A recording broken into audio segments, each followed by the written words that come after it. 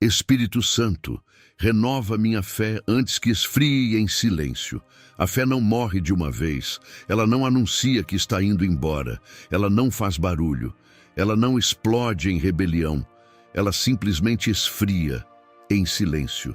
Você continua indo à igreja, continua ouvindo louvores, continua dizendo que crê, mas lá no fundo algo mudou. A expectativa diminuiu.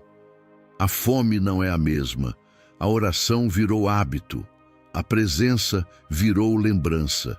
E o mais perigoso é que ninguém percebe, porque por fora você está funcionando, mas por dentro você parou de esperar algo novo de Deus. Isso é mais perigoso que a queda, porque quando alguém cai, pelo menos sabe que precisa se levantar. Mas quando a fé esfria devagar, você começa a normalizar a mediocridade espiritual. Você ainda crê, mas não vibra. Você ainda ora, mas não espera resposta. Você ainda canta, mas não se rende. E se isso continuar assim, um dia você vai perceber que sua fé virou tradição. Hoje não vamos falar de culpa, não vamos falar de abandono, não vamos falar de ciclos de pecado. Vamos falar de erosão. Da chama que ainda existe, mas está baixa. Da fé que ainda está viva, mas perdeu intensidade. Da urgência que virou comodidade. E antes que ela esfrie de vez, o Espírito Santo pode soprar novamente. O dia em que você parou de esperar algo de Deus não foi um dia marcado no calendário. Não houve uma decisão consciente dizendo agora não espero mais nada. Foi sutil. Foi progressivo. Você parou de sair da oração esperando que algo mudasse. Parou de abrir a Bíblia esperando revelação. Parou de entrar no culto esperando que Deus falasse diretamente com você. Você continuou presente, mas sem expectativa. E a fé sem expectativa começa a se tornar apenas prática religiosa. Em Hebreus chapter 11, verso 6, está escrito que é necessário que aquele que se aproxima de Deus creia que Ele existe e que recompensa os que o buscam. Recompensa. Isso envolve expectativa. Isso envolve esperar ação, esperar resposta, esperar movimento. Quando você deixa de esperar, sua fé começa a operar no modo automático. Você ora, mas já preparado para nada acontecer. Você pede, mas sem convicção de que algo pode mudar. Você participa, mas sem antecipação. E sem perceber, seu coração começou a se proteger. Talvez por decepções acumuladas, talvez por orações que demoraram, talvez por promessas que pareciam distantes. Então você ajustou sua expectativa para não se frustrar. Mas ao reduzir a expectativa, você reduziu a intensidade da sua fé.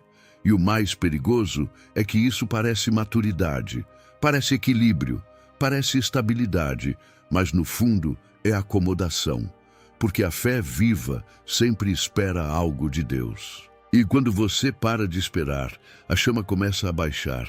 E isso nos leva a algo ainda mais profundo, porque existe um tipo de fé que continua funcionando, mas já não incendeia. A fé que funciona, mas não incendeia. Existe um tipo de fé que continua ativa, mas perdeu o fogo. Você ainda cumpre seus compromissos espirituais, ainda ora antes de dormir, ainda agradece pelas refeições, ainda frequenta a igreja, ainda diz que confia em Deus. Funciona, mas não incendeia. Não há mais aquele senso de urgência.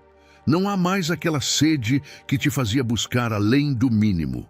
Não há mais aquele coração que pulsava ao ouvir uma promessa. Você continua praticando, mas sem fome. Essa é a fé operacional. Ela mantém a estrutura, mas não mantém o fogo. Ela sustenta a aparência, mas não provoca transformação profunda. E o perigo dessa fé é que ela não incomoda. Ela não te confronta, ela não te desafia, ela não te move para mais perto.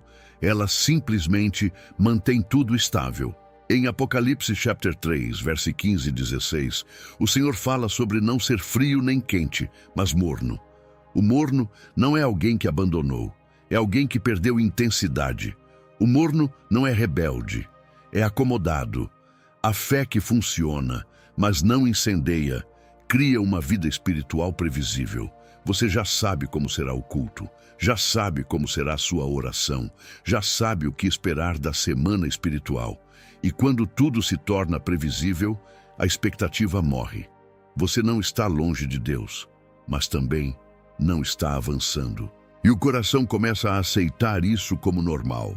Mas fé verdadeira não é apenas constância, é expectativa ativa, é dependência real. É fome que não se satisfaz com rotina. Se sua fé não te move mais, se não há mais tremor santo, se não há mais antecipação do que Deus pode fazer, algo precisa ser despertado. Porque quando a fé vira apenas funcionamento, a chama começa a enfraquecer. E há um fator silencioso que acelera esse processo: a rotina. Como a rotina pode se tornar um sedativo espiritual? Rotina não é pecado. Disciplina é saudável, constância é necessária. Ter horários, hábitos e práticas espirituais é algo bíblico e maduro. Mas existe uma linha invisível onde a rotina deixa de ser estrutura e começa a ser sedativo. Você continua fazendo as mesmas coisas, da mesma forma, no mesmo horário. Lê os mesmos textos, canta as mesmas músicas, faz as mesmas orações. Tudo correto, tudo organizado. Mas sem perceber, o coração já não está totalmente presente. A repetição sem consciência começa a anestesiar. Você ora, mas já sabe o que vai dizer. Você lê, mas já presume o que vai encontrar. Você participa, mas sem expectativa de surpresa. A rotina cria familiaridade. E a familiaridade, quando não é vigiada, reduz o senso de reverência. Em Lamentações, chapter 3, versos 22 e 23, está escrito que as misericórdias do Senhor se renovam a cada manhã. Renovam. Isso significa que há novidade disponível. Mas se você entra no dia esperando repetição, talvez não perceba a renovação. O problema não é fazer sempre, o problema é fazer sem consciência. Quando a rotina vira automática, ela protege você do desconforto da dependência. Porque depender exige vulnerabilidade, exige expectativa, exige risco de frustração. A rotina te dá controle. E controle parece seguro.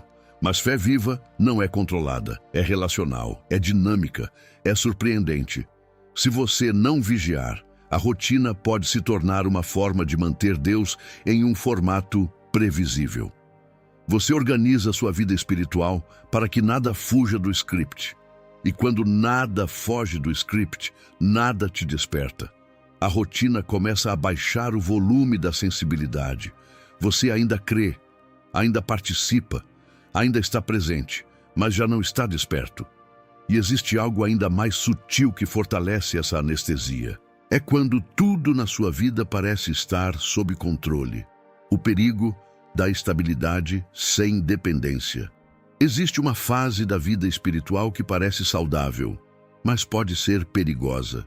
Quando tudo está funcionando, seu trabalho está estável, sua família está organizada, suas finanças estão sob controle, seus dias têm estrutura, seus problemas não são urgentes, e sem perceber, sua necessidade de Deus começa a diminuir.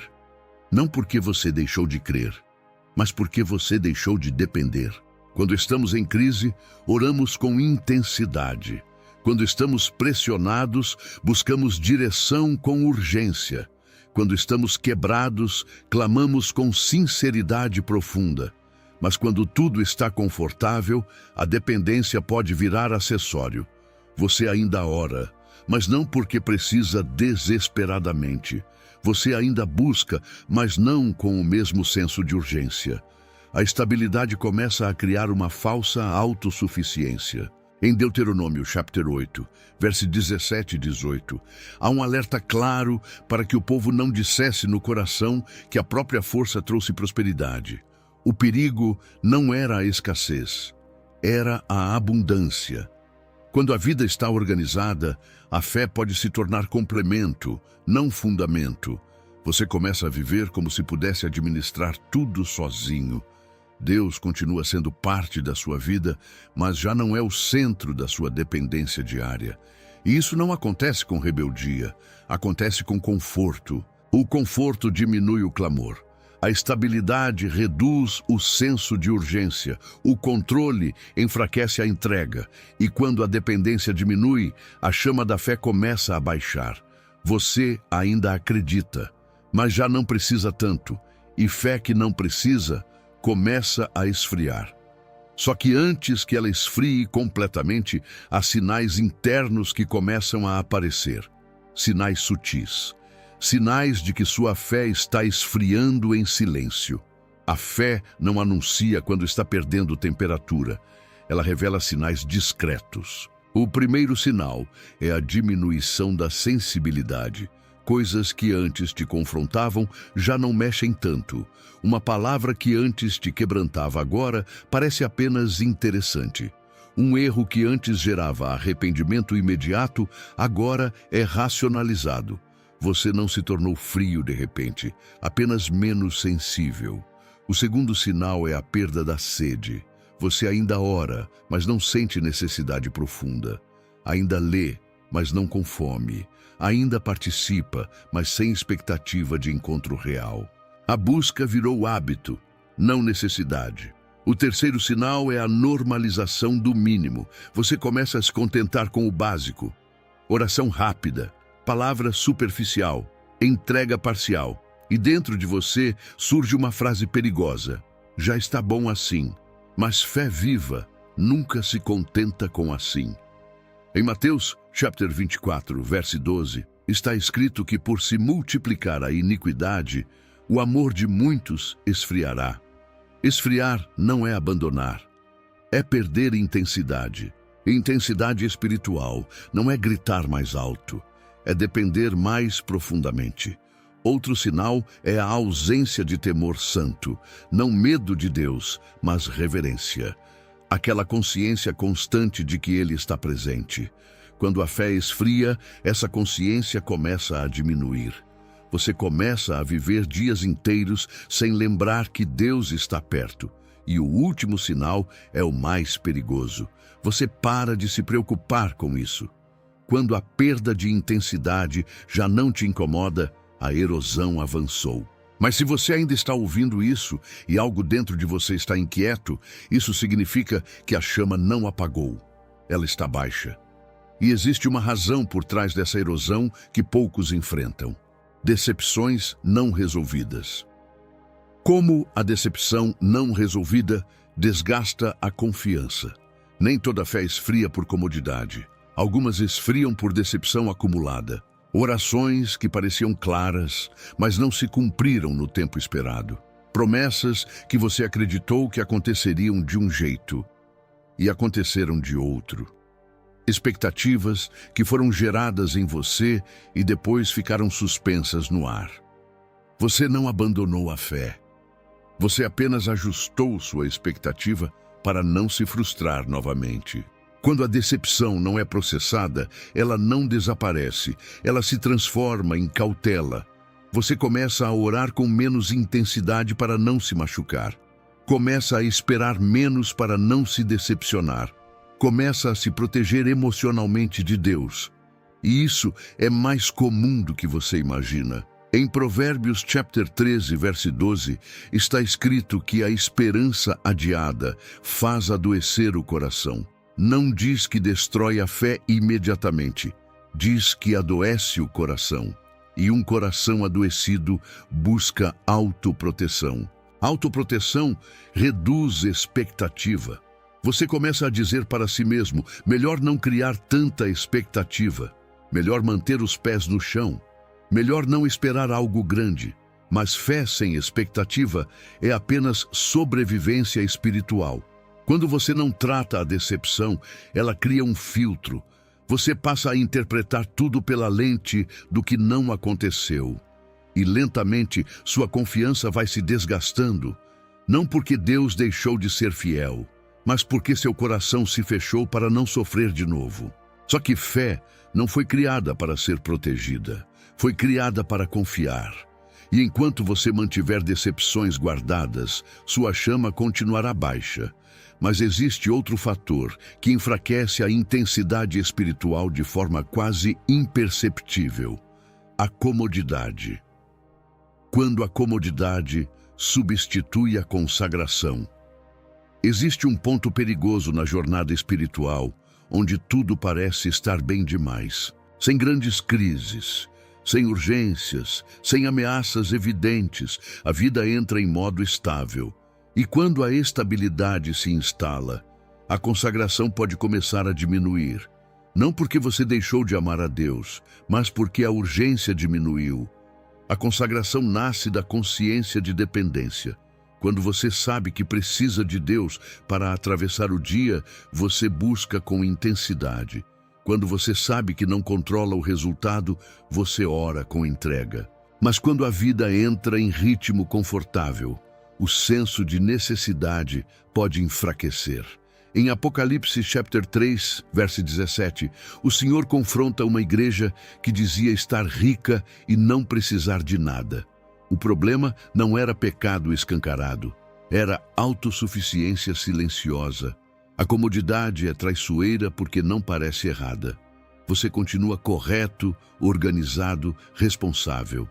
Mas a chama que te fazia buscar mais começa a diminuir. Você já não se separa tanto, já não se consagra com profundidade, já não cria espaço intencional para Deus agir de maneira inesperada. Tudo fica previsível, e previsibilidade excessiva gera acomodação. A consagração exige desconforto voluntário, exige abrir mão de algo, exige buscar além do mínimo. Mas quando você se acostuma ao confortável, qualquer movimento além do básico parece exagero. E assim, sem perceber, você troca a intensidade por estabilidade. Só que fé viva não sobrevive apenas de estabilidade. Ela precisa de fogo. E é aqui que entra uma revelação decisiva. O Espírito Santo não é memória de um tempo mais intenso. Ele é fogo presente. O Espírito Santo como fogo, não como memória. Existe um erro silencioso que muitos cometem quando percebem que a fé esfriou. Eles começam a viver de lembranças. Lembram do retiro que marcou, lembram da conferência que incendiou, lembram do culto em que choraram, lembram da fase em que acordavam com fome espiritual e, sem perceber, começam a tratar o Espírito Santo como memória de um tempo mais intenso. Mas ele não é passado. Em Atos chapter 2, versos 3 e 4, o Espírito é descrito como línguas, como de fogo que pousaram sobre cada um deles. Fogo não é decoração, fogo é ativo, fogo é presente, fogo consome, fogo transforma. Se você vive apenas das experiências antigas, sua fé vira museu. Você conta histórias de quando era mais intenso, de quando orava mais, de quando sentia mais. Mas o Espírito Santo não foi enviado para ser lembrado, foi enviado para ser vivido agora. O problema não é ter memórias fortes. O problema é substituir a presença atual por nostalgia espiritual. Nostalgia pode emocionar, mas não transforma. O Espírito Santo não quer que você reviva o que já passou. Ele quer reacender o que ainda está dentro de você, porque a chama não apagou. Ela só precisa de vento. E vento não vem automaticamente. Vento é convidado. Vento é provocado por decisão. E aqui está um ponto crucial. Renovar sua fé não começa com sentir mais, começa com decidir mais fundo. Renovar não é sentir mais, é decidir mais fundo. Você está esperando sentir algo diferente para reacender sua fé. Mas renovação raramente começa na emoção, ela começa na decisão. Se você esperar que o fogo volte sozinho, pode continuar no mesmo nível por muito tempo. Porque emoção é consequência, não ponto de partida. Renovar não é dizer Espírito Santo, me faz sentir como antes. É dizer Espírito Santo, eu escolho voltar à profundidade. Em Romanos, chapter 12, verso 2, está escrito que devemos ser transformados pela renovação da mente. Renovação é processo ativo. Não é algo que simplesmente acontece. É algo que você decide cooperar. Você pode não sentir intensidade no início.